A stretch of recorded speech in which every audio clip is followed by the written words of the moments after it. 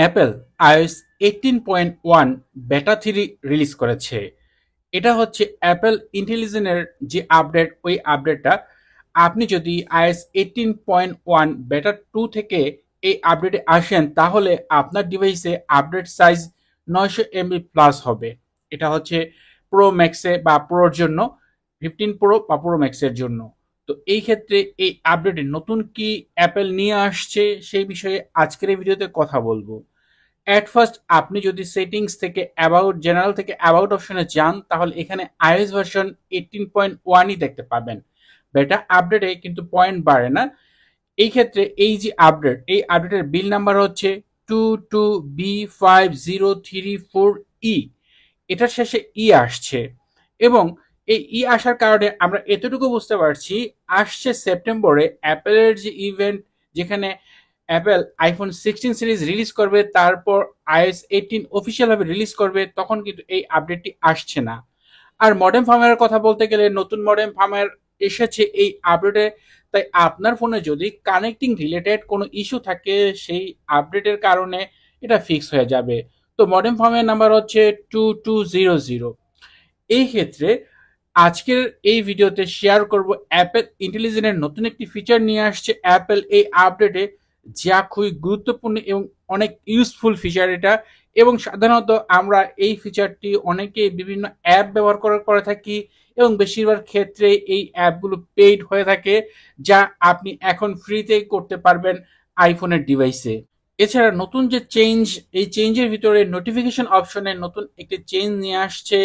এখানে আপনি সামারি বা প্রিভিউ দেখতে পারবেন। নর্মালি নোটিফিকেশন আসলে আমরা এখানে যেমন নোটিফিকেশন দেখতে পাই, সেই সাথে নিচের দিকে অনেক সময় কি লেখা থাকে সেটা কিন্তু আমরা বুঝতে পারি না, বাট এই ফিচারটির মাধ্যমে আপনি সরাসরি দেখতে পাবেন যে মেসেজ আসলে নিচে কি লেখা রয়েছে, সেই বিষয়গুলো আপনি এখন স্পষ্টভাবে এই লক স্ক্রিন থেকে দেখতে পাবেন।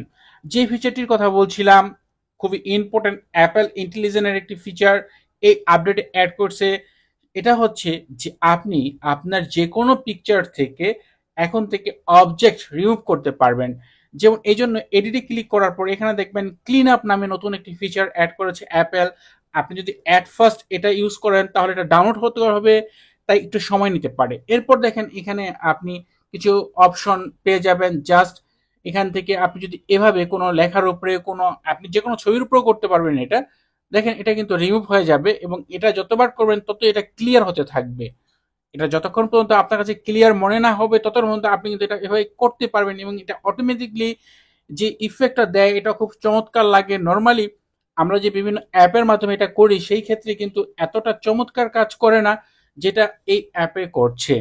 আপনি যে কোনো ছবি থেকে আপনি এভাবে অবজেক্ট রিমুভ করতে পারবেন। এই ক্ষেত্রে শুধু যে আপনি অবজেক্ট না, চাইলে আপনি আপনার যে কোনো স্টিল ছবি থাকলে আপনি চাইলে ফেস ব্লার করতে পারবেন।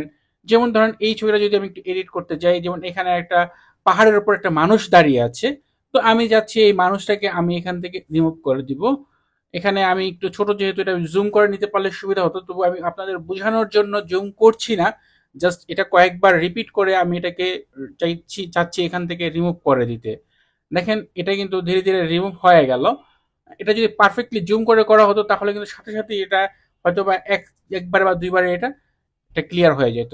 আমি যদি এই যে সূর্যটা রয়েছে এটাকে রিমুভ করতে চাই, দেখেন এটা কিন্তু এই প্রথম একবারে হয়ে গেল। এভাবে চাইলে আপনি যে কোনো ছবি থেকে অবজেক্ট রিমুভ করতে পারবেন। একাধিক ছবিতে, আপনাদের অনেক ছবিতে হয়তো দুইজন তিনজন রয়েছে, সেখান থেকে একজনকে আমি রিমুভ করে দিতে পারবেন। এভাবে খুবই ক্লিয়ারলি ভাবে এই ফিচারটি অ্যাপেল ইন্টেলিজেন্সে পেয়ে যাবেন iOS 18.1 বেটা 3 আপডেটের মাধ্যমে। যেহেতু এটার অফিসিয়াল আপডেট খুবই নিকটবর্তী, তাই তেমন আর নতুন কোনো ফিচার নেই। বাট এই ক্ষেত্রে এই আপডেটেও কিন্তু পুরাতন যে সকল বাগ বা ইস্যু ছিল সেগুলো কিন্তু রিসলভ করা হয়েছে। আপনি যদি ফিডব্যাক অ্যাপে যান তাহলে কিন্তু এখানে iOS 18.1 বেটা 3 রিলিজ নোটে গেলে এখানে সম্পূর্ণ ডিটেলস দেখতে পাবেন, কোন কোন বিষয়ের উপর কি কি ইস্যু এখান থেকে সলভ করেছে অ্যাপেল। এছাড়া আরো খুব ইম্পর্টেন্ট একটা বিষয়, সেটা হচ্ছে স্টোরেজ বাগ। এই ক্ষেত্রে আমি সেটিংস থেকে, জেনারেল থেকে আইফোন স্টোরেজ অপশনে চলে যাচ্ছি। এখানে যে সিস্টেম ডেটা, এটা অনেকের ডিভাইসে একটু প্রবলেম দেখা যায়, একটু অনেক অতিরিক্ত হয় যে স্টোরেজ, যেমনটা এই ক্ষেত্রে আমার এখানেও হচ্ছে। এখানে দেখেন স্টোরেজ বাগটা কিন্তু অনেক বড় হয়ে যাচ্ছে, যদিও এটা কমছে না, এটা 7 জিবি 8 জিবি সবসময় রেগুলারলি এটা এরকমটা দেখতে পাচ্ছি। হয়তোবা এটা অফিসিয়াল আপডেট যখন রিলিজ হতে হতে পারে তখন হয়তো ফিক্স হয়ে যেতে পারে। এছাড়া যদি ব্যাটারি রিলেটেড কথা বলি, সেই ক্ষেত্রে এটা আপডেট করার পর কিন্তু আমার কোনো ধরনের ব্যাটারি হেলথ কমে নাই। ম্যাক্সিমাম ক্যাপাসিটি আগেও যেমন 99% ছিল, ব্যাটারি সাইকেল কাউন্ট এই মুহূর্তে রয়েছে 135। তো সেই সাথে 135-এ আমার এখনো ব্যাটারি হেলথ 99%ই রয়েছে। এছাড়া আপডেট করার পর থেকে আমি প্রায় প্রায় 2 দিন যাবৎ ব্যবহার করছি, এর ভিতরে তেমন একটা হিটিং ইস্যু চোখে পড়ছে না। আগের যে ভার্সনে একটু হিটিং ইস্যু ছিল, বাট এই আপডেটে তেমনটাও দেখা যাচ্ছে না। লাস্ট 10 দিনের যে ব্যাটারির যে ব্যবহারটা সেটাও কিন্তু এখানে শো হচ্ছে। সেই ক্ষেত্রে এখান থেকে অ্যাভারেজ স্ক্রিন টাইম প্রায় 7 ঘন্টা 8 ঘন্টা। এই ক্ষেত্রে এরকম সময় ব্যবহার করার পরও কিন্তু তেমন একটা হিট হচ্ছে না, চার্জিং ক্ষেত্রেও কিন্তু তেমন একটা হিট হচ্ছে না। ফোন সম্পূর্ণভাবে এটাকে নর্মালি ভাবে যেমনটা ইউজ করা হচ্ছে বা করছি ঠিক সেম ভাবে ওই রকম ভাবে চলছে। তবে কিছু কিছু ক্ষেত্রে দেখা যায় ব্যাটারিটা যেটা এটা একটু বেশি ড্রেন হচ্ছে, বাট ব্যাটারি হেলথের ওপর কিন্তু কোনো এফেক্ট পড়ছে না। পারফরমেন্স নিয়ে কথা বলা যাক, কেমন পারফরমেন্স পাওয়া যেতে পারে এই আপডেটে। গিগবেঞ্চ অ্যাপে চলে যাচ্ছি। এখানে যে সিপিইউ রেজাল্ট, এখানে সিঙ্গেল কোর স্কোর হচ্ছে 2122, আর এখানে মাল্টি কোর স্কোর হচ্ছে 5738। এই ক্ষেত্রে বেশ চমৎকার এখানে পারফরমেন্সের ইস্যু, যেখানে বেশ ভালো পয়েন্ট দেখা যাচ্ছে। এছাড়া এটা গেল সিপিইউ। যদি জিপিইউ রেজাল্ট দেখি, এখানে মেটাল কোর স্কোর হচ্ছে 20896, এখানেও বেশ ভালো দেখা যাচ্ছে।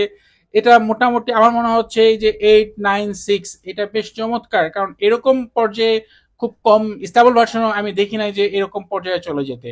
তো এই ক্ষেত্রে বলা যায় যে অবশ্যই এই যে আপডেট, এই আপডেটের উপর পারফরমেন্স বেশ ভালো পাওয়া যাবে, সেটা গেমিং হোক বা অন্যান্য বিষয়ের উপরেই হোক। এখন বিষয় হচ্ছে, আপনি যদি iOS 18.1 আপডেট করে থাকেন তাহলে এটা অবশ্যই আপনার জন্য ইম্পর্টেন্ট, যেহেতু এটা চমৎকার একটি ফিচার নিয়ে আসছে অ্যাপেল ইন্টেলিজেন্টের। সেই সাথে সাথে আগের যে সকল ইস্যু ছিল সেই বাগগুলো ফিক্স করা হয়েছে। আর iOS 18.1 যেহেতু সেপ্টেম্বরের শেষের দিকে রিলিজ হতে পারে, কেননা এটার যে বিল নাম্বার সেটা লাস্টে এখনো রয়েছে। যদি থাকতো তাহলে হয়তো আমরা আপডেটের আগে রিলিজ নোট দেখতে পেতাম, সেখানে আরসি ভার্সন আসতো এবং আরসি ভার্সনের পর সেই ক্ষেত্রে অফিসিয়াল আপডেট আসতো। এবং এই ক্ষেত্রে এতটুকু বলা যায়, যেহেতু বিল নাম্বারের শেষে এখনো রয়েছে, তাই iOS 18 যখন আসবে তার হয়তো বা 2-1 সপ্তাহ পর iOS 18.1 অফিসিয়ালি ভাবে আসবে। তো এই ক্ষেত্রে অবশ্যই অপেক্ষা করতে হবে, এবং এর আগে আপনি এই যে iOS 18.1 বেটা 3 আপডেট করে নিতে পারেন। যদি ভিডিওটি আপনার কাছে ভালো লাগে তাহলে অবশ্যই ভিডিওতে লাইক দিবেন, কমেন্ট করবেন। চ্যানেলটি সাবস্ক্রাইব না করা থাকলে নিয়মিত আইফোন রিলেটেড ভিডিও দেখার জন্য চ্যানেলটি সাবস্ক্রাইব করে নেবেন। কথা হবে পরের ভিডিওতে। সে পর্যন্ত ভালো থাকুন, সুস্থ থাকুন। আল্লাহ হাফেজ।